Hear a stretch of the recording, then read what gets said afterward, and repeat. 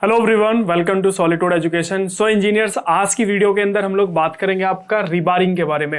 ये बेसिकली आपका एक कंप्लीट वीडियो रहने वाला है जिसमें हम लोग जो है आपका डिस्कस करेंगे कि आपका रिबारिंग क्या होता है और ऐसे कौन कौन से केमिकल्स जो हैं आपके इसके अंदर यूज किए जाते हैं उसके बारे में डिस्कस करेंगे।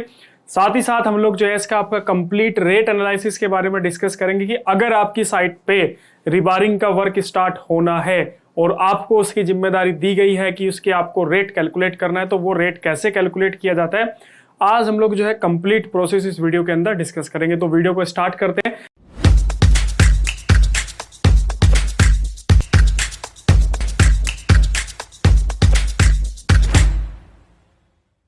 सबसे पहले हम लोग जो है आपका बात करेंगे कि आपका रिबारिंग एक्चुअल में होता क्या है, क्योंकि जब आपको पता होगा कि रिबारिंग क्या होता है जब भी तो हम आगे की प्रोसेस पे बढ़ पाएंगे। तो सबसे पहले बात करेंगे कि आपका रिबारिंग होता क्या है। तो रिबारिंग एक्चुअली में क्या होता है कि जब हम साइट पे कोई वर्क करा रहे हैं और सडनली हमारे जो डिजाइन है उसमें कुछ चेंजेस हो जाते हैं, या फिर हमें अपनी कोई एग्जिस्टिंग स्ट्रक्चर है उस एग्जिस्टिंग स्ट्रक्चर के अंदर हमें क्या करना है, आपका एक्सटेंशंस करने हैं। क्लियर। तो उस केस में क्या होता है कि हमें आपका जो भी कॉन्क्रीट स्ट्रक्चर्स है उसके अंदर जब हमें बार को इंसर्ट कराना होगा तो वही मेथड होता है आपका क्या, रिबारिंग मेथड। इसमें क्या होता है कि rebarring is the method of insertion of the steel bar when there is a change in the design और द समवन एक्सटेंशन।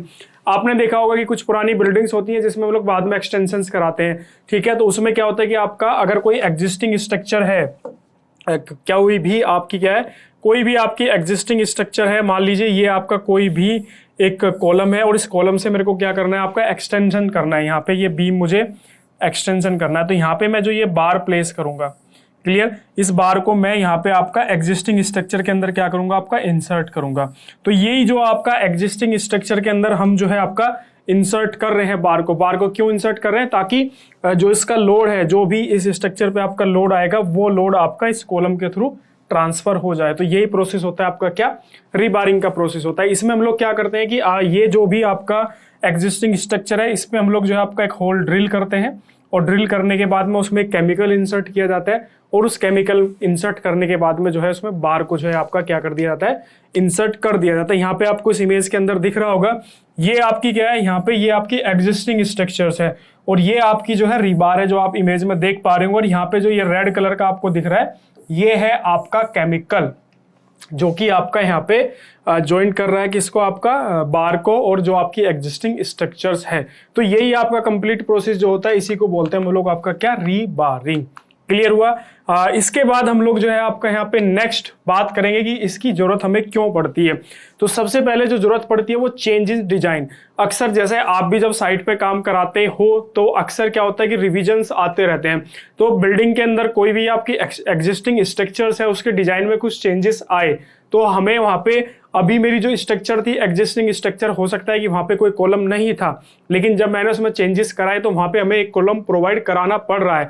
तो ये सपोज करिए ये मेरी आपकी क्या है, यहाँ पे राफ्ट है, राफ्ट में मेरा एक कॉलम यहाँ पे है, एक कॉलम मेरा यहाँ पे है, एक कॉलम मेरा आपका यहाँ पे है। ठीक है। लेकिन क्या हुआ कि हम लोगों ने इसमें कुछ एक्सटेंशंस किए या फिर जो एग्जिस्टिंग स्ट्रक्चर है उसी के अंदर मैं यहाँ पे चेंज करना चाहता हूँ और यहाँ पे इस लोकेशन पे मेरा जो है आपका क्या आ रहा है, कॉलम आ जा रहा है। तो मैं इस कॉलम को क्या करूंगा, मैं इस राफ्ट को डिसमेंटल करके यहाँ पे कॉलम दोबारा प्लेस नहीं करूंगा। मैं सिंपल प्रोसेस क्या करूंगा, यहाँ पे रिबारिंग के प्रोसेस के थ्रू आपका यहाँ पे जो है एक नया कॉलम यहाँ पे खड़ा कर लूंगा। ठीक है। इसके बाद आपका यहाँ पे क्या होता है कि सडन एक्सटेंशंस।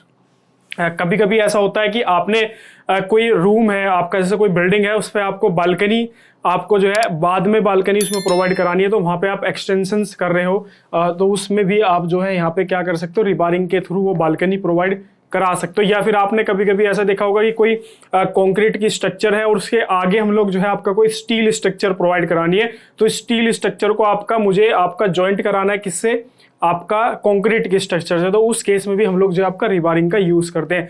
तो चेंज इन डिजाइन, अगर आपका कोई डिजाइन जो है चेंज हो रहा है उस केस में भी हम लोग रिबारिंग को यूज करेंगे। या फिर हम लोग जो है क्या कर रहे हैं, एक्सटेंशन कर रहे हैं बिल्डिंग के अंदर, उस केस में भी हम लोग जो है आपका रिबारिंग का यूज करते हैं।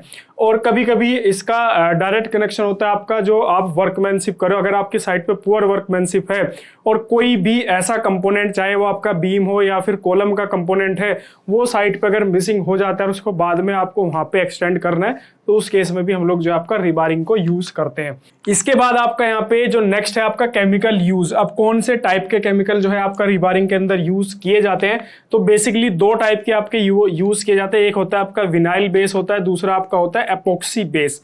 दोनों में क्या डिफरेंस है आपका, जब मुझे रिबारिंग आपका ऐसी कंडीशन पे करनी है, ऐसे प्लेस पे करनी है जहां पे आपका ड्राई कंडीशन है, जहां पे आपका मॉइस्चर कभी नहीं आएगा या फिर प्रेजेंटली वहां पे मॉइस्चर अवेलेबल नहीं है, तो वहां पे हम लोग जो आपका विनाइल बेस जो केमिकल है उसको हम लोग यूज करेंगे। और अगर मुझे आपका ऐसे प्लेस पे आपका रिबारिंग करनी है जहां पे आपका कंटिन्यूअस मॉइस्चर आती है, तो उस केस में हम लोग जो आपका एपोक्सी बेस जो है आपका यहाँ पे क्या यूज करेंगे, केमिकल यूज करेंगे। तो दोनों में आपको डिफरेंस क्लियर हुआ। अगर आप ऐसे प्लेस पे अगर आप जो रिबारिंग है वो करा रहे हो जहां पे आपका ड्राई कंडीशंस है, तो उस केस में हम लोग जो आपका विनाइल बेस जो है आपका जो केमिकल है उसको यूज करेंगे। अगर मैं ऐसे प्लेस पर आपका रिबारिंग करा रहा हूं जहां पे मेरी आपकी कंटिन्यूअस मॉइस्चर्स आती है, तो मैं वहां पे आपका एपोक्सी बेस जो है केमिकल का यूज करूंगा। अब इसमें कुछ कंपनियां हैं, जैसे हिल्टी सबसे जो फेमस है, सबसे ज्यादा जो कॉमन यूज किए जाने वाला ब्रांड है केमिकल जो इसका आता है, तो उसमें आपका केमिकल है आपका कंपनी कौन सी, आपका हिल्टी, ठीक है। इसके अलावा एक कंपनी और है आपका सीका, उसका भी केमिकल आता है, डॉक्टर फिक्सिट का भी आता है, और इसके अलावा बहुत सारे लोकल ब्रांड्स हैं जिनका केमिकल जो है आपको मार्केट में अवेलेबल हो जाएगा। ये डिपेंड करता है आपके बजट के ऊपर और आप किस वर्क टाइप का वर्क जो है आप यहाँ पे कराना चाहते हो। इसके बाद हम लोग जो है आपका नेक्स्ट बात करते हैं आपका कुछ टेक्निकल स्पेसिफिकेशंस। जैसे हमारा डायोफ बार है, क्या है, 8 mm, 10 mm, 12 mm, 16, 20, 25 और 32 mm का मेरा यहाँ पे आपका डायोफ बार है। लेकिन जो आपका डायोफ होल होता है, जब हम बार को इंसर्ट करने के लिए जो ड्रिल करते हैं अपनी एग्जिस्टिंग स्ट्रक्चर के अंदर, तो उसका जो डाया होता है, वो डाया आपका जो बार का डाया है उससे कुछ एक्स्ट्रा वहां पे हम लोग जो है आपका ड्रिल करते हैं। तो यहाँ पे क्या होता है, 8 mm से लेके आपका जो 16 mm तक की बार होती है उसमें आप क्या करिए, +4 mm आप वहां पे कर दीजिए। जैसे 8 mm का आपका डायोफ बार है, तो हम लोग 12 mm का जो है आपका यहाँ पे क्या करेंगे, होल करेंगे। अगर मेरा आपका यहाँ पे 10 mm है तो मैं आपका यहाँ पे 14 mm का आपका यूज करूंगा। अगर 12 mm है तो मैं 16 mm डाया का जो है यहाँ पे होल करूंगा। अगर मेरा आपका 16 mm है तो मैं यहाँ पे आपका 20 mm का डाया का होल करूंगा। उसके बाद नेक्स्ट, अगर आपका 20 mm है तो 25 करूंगा, 25 है तो आपका 32 mm करूंगा, और उसके बाद अगर आपका 32 है तो 40 करूंगा। तो ये आपका डिफरेंस है, 8 mm से 16 mm अलग होता है और 25 से 32 तक आपका यहाँ पे अलग चलता है। तो इस टेबल का आप स्क्रीनशॉट ले सकते हैं। इसके बाद आपकी बात आती है कि डायाफ होल, तो मुझे पता चल गया कि भाई कितना डायाफ होल मुझे रखना है, लेकिन उसकी लेंथ क्या रखनी है। अब लेंथ की भी आपकी कंडीशन क्या होती है, अब ये जो लेंथ होती है वो आपकी डिपेंड करती है कि आप किस आपका जो स्ट्रक्चर है, जो भी आप एक्सटेंशंस कर रहे हो या फिर जो रिबारिंग के थ्रू आप स्ट्रक्चर क्रिएट कर रहे हो, उस स्ट्रक्चर पे आपका कितना लोड आना है। तो ये प्रॉपर कैलकुलेशंस होती हैं, डिजाइन्स होता है क्लियर। और इसमें आपका जो स्ट्रक्चरल इंजीनियर होता है वो भी आपको रिकमेंड कर सकता है, या फिर जिस कंपनी से आप करा रहे हो, जैसे आप हिल्टी का केमिकल यूज करो और हिल्टी से ही आप जो है रिबारिंग करा रहे हो, तो वो भी आपको डिजाइन करके देंगे कि आपकी जो लेंथ आनी चाहिए वो क्या आनी चाहिए। तो यहाँ पे मैंने कुछ लेंथ यहाँ पे लिखी है। जैसे कि आपका 8 mm अगर आप कर रहे हो तो यहाँ पे 135 mm आपकी मिनिमम डेप्थ होनी चाहिए होल की। अगर 10 mm कर रहे हो तो आपका 152 mm, 12 mm कर रहे हो तो आपका 213, 16 mm कर रहे हो तो आपका 360, 20 mm अगर आप कर रहे हो तो 392, 25 mm अगर आप कर रहे हो तो 402 और 32 mm कर रहे हो तो आप 401। क्लियर। इसके अलावा ये वेरी कर सकती है आपका स्ट्रक्चर टू स्ट्रक्चर, साथ ही साथ आपका उस पर लोड कितना आ रहा है। इसके बाद आपका यहाँ पे नेक्स्ट पॉइंट आता है कि केमिकल की क्वांटिटी, क्योंकि जब मुझे केमिकल की क्वांटिटी पता होगी तभी तो मैं इसका रेट एनालिसिस कर पाऊंगा। तो यहाँ पे सबसे इंपॉर्टेंट पार्ट आता है कि आपका केमिकल की क्वांटिटी।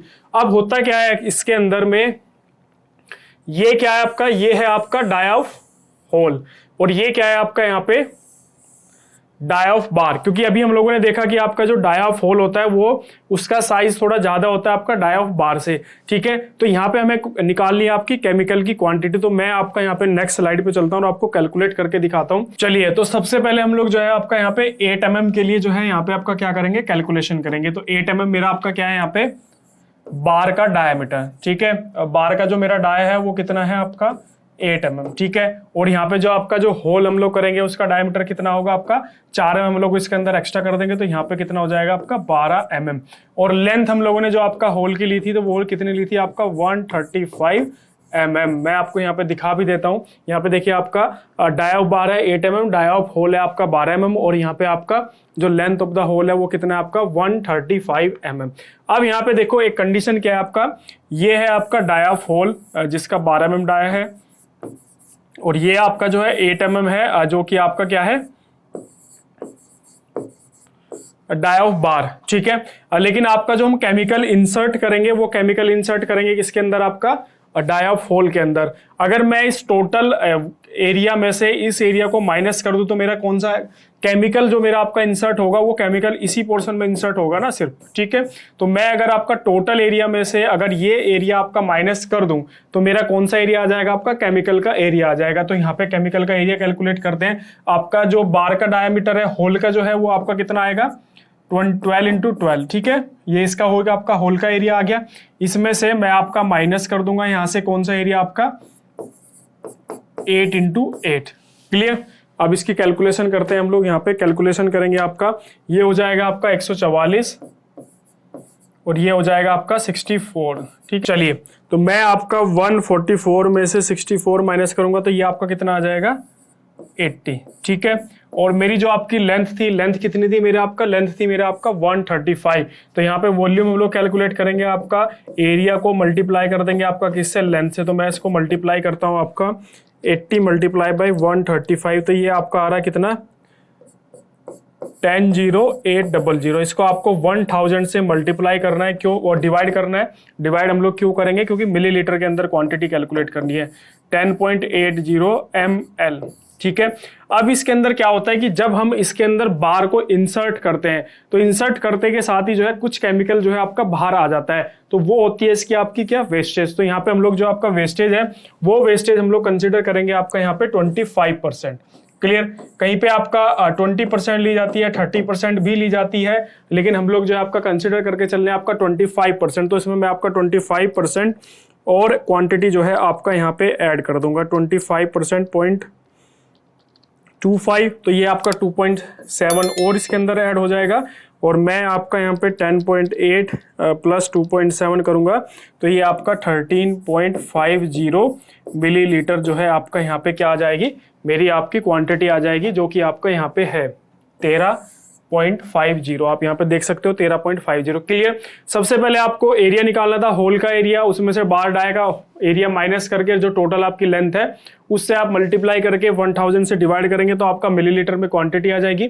इसको जब आप जो है वेस्टेज भी मेरी ऐड हो रही है, क्योंकि 25% हम लोग यहाँ पे वेस्टेज ले रहे हैं, तो वेस्टेज ऐड करने के बाद में 13.50 ml मेरा यहाँ पे क्या आ रहा है आपका रेट आ रहा है। अब यहाँ पे अगर मैं इसकी अगर रेट एनालिसिस करना चाहूं तो अभी आपका जो केमिकल का स्टार्टिंग प्राइस है 13.50 मल्टीप्लाई बाई 6, ये आपका केमिकल का प्राइस हो गया।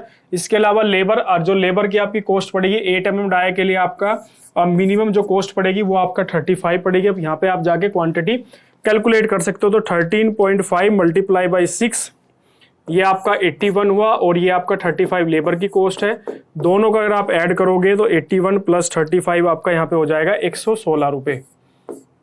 तो अगर आप 8 mm डाया का आप जो है रिबारिंग करा रहे हो तो आपकी जो एक डाया की जो कॉस्टिंग आने वाली है वो कितने आने वाली है, यहाँ पे 16 रुपए जो है आपकी यहाँ पे कॉस्टिंग, 116 रुपए जो है आपकी यहाँ पे कॉस्टिंग आने वाली। तो इस तरीके से आप जो है रेट एनालिसिस कर सकते हो। केमिकल भी आपका जो ये आपका केमिकल यूज होता है इसका प्राइस भी आपका वेरी करता है कि आपके कौन से टाइप का केमिकल आप यूज कर रहे हो, कौन सी कंपनी का जो है आप केमिकल यहाँ पे यूज कर रहे हो। तो इस तरीके से आप जो भी मार्केट में आपका रेट है केमिकल का वो रेट कैलकुलेट करके आप जो है यहाँ पे रेट से मल्टीप्लाई कर सकते हो, प्लस लेबर रेट भी आपका जो है वेरी कर सकता है। तो इस तरीके से आप जो भी रिबारिंग की कैलकुलेशन होती है, टोटल कैलकुलेशन जो है आप पूरा कंप्लीट रेट एनालिसिस जो है आप रिबारिंग का कर सकते हो। मेथड मैंने आपको बता दिया है। इससे रिलेटेड कोई भी अगर आपका डाउट हो तो नीचे मेरा नंबर दिख रहा होगा आपको, इस नंबर पे आप हमसे कॉल पे करके बात कर सकते हैं। साथ ही साथ हमारी एप्लीकेशन डाउनलोड कर सकते हैं सॉलिट्यूड एजुकेशन की, उस पर भी आपका चैट का फीचर अवेलेबल है। आप वहाँ पे जाके भी हमसे जो है कॉन्टैक्ट कर सकते हैं। और चैनल को अगर सब्सक्राइब नहीं किया है तो चैनल को जरूर सब्सक्राइब करें। मिलते हैं आपसे नेक्स्ट वीडियो के अंदर। Okay, thank you.